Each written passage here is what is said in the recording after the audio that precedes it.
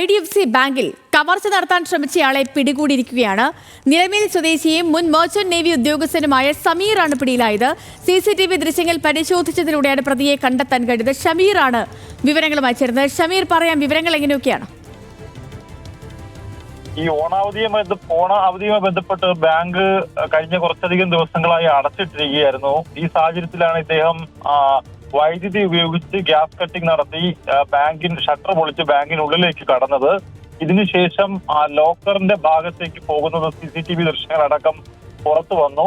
പക്ഷേ ലോക്കർ തകർക്കാൻ ഇദ്ദേഹത്തിന് കഴിഞ്ഞില്ല.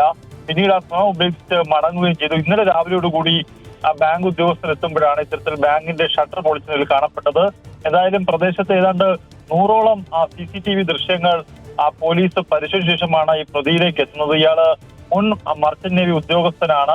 ഏതായാലും ഇയാൾ വസ്ത്രമാറുന്ന അടക്കമുള്ള ഈ മോഷണത്തിന് ശേഷം വസ്ത്രമാറുന്ന അടക്കമുള്ള ദൃശ്യങ്ങൾ ലഭ്യമായതിന്റെ അടിസ്ഥാനത്തിലാണ് ചടയമംഗലം SI മോനിഷ് നേതൃത്വത്തിലുള്ള പോലീസ് സംഘം ഇയാളെ പിടികൂടിയത്. ഇയാൾ മർച്ചന്റ് നേവിയിലും ഇതിനു മുമ്പ് ക്രമക്കേടുകൾ നടത്തിയിട്ടുണ്ട്.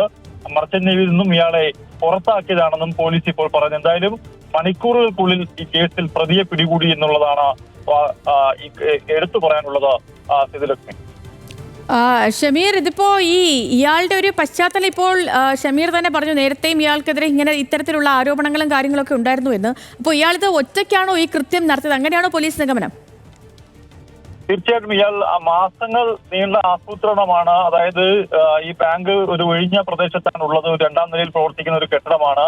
ഇവിടെ നിരവധി തവണ ഈ സമീർ എത്തുകയും ബാങ്കിന്റെ പ്രവർത്തനങ്ങൾ നിരീക്ഷിക്കുകയും ഒക്കെ ചെയ്ത ശേഷമാണ് ഇയാൾ കൃത്യമായ ആസൂത്രണം നടത്തുകയും ബാങ്കിനുള്ളിലേക്ക് പ്രവേശിക്കുകയും ചെയ്തത്. ബാറ്ററി ഉപയോഗിച്ച് പവർ എടുത്ത ശേഷമാണ് ഗ്യാസ് കട്ടർ വഴി ഈ ഷട്ടർ പൊളിച്ച് അകത്ത് കടന്നത്. ഇതിനുശേഷം ഗ്യാസ് കട്ടർ ഉപയോഗിച്ച് തന്നെ ഈ ലോക്കർ തകർക്കാൻ ശ്രമിച്ചെങ്കിലും അത് നടന്നില്ല.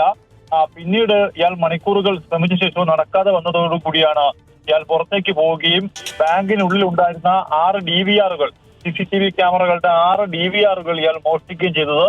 മറ്റൊരു CCTV ദൃശ്യത്തിൽ പകർന്ന ദൃശ്യങ്ങളാണ് കഴിഞ്ഞ ദിവസം പുറത്തു വരികയും ചെയ്തത്. എന്തായാലും പ്രദേശത്തെ നിരവധി വീടുകളിലെയും വ്യാപാര സ്ഥാപനങ്ങളുടെയും CCTV ദൃശ്യങ്ങൾ പോലീസ് പരിശോധിച്ച ശേഷമാണ് ഈ പ്രതിയിലേക്ക് എത്തുകയും ചെയ്തത്. സേതുലക്ഷ്മി, ഓക്കെ, ശരി ഷമീർ. കൊല്ലം നിലമേൽ IDFC ബാങ്കിൽ കവർച്ച നടത്താൻ ശ്രമിച്ചയാളെ പിടികൂടിയിരിക്കുന്നു. വിവരങ്ങൾ നൽകുകയായിരുന്നു ഷമീർ അബ്ദുൽ കൊല്ലത്ത് നിന്ന്.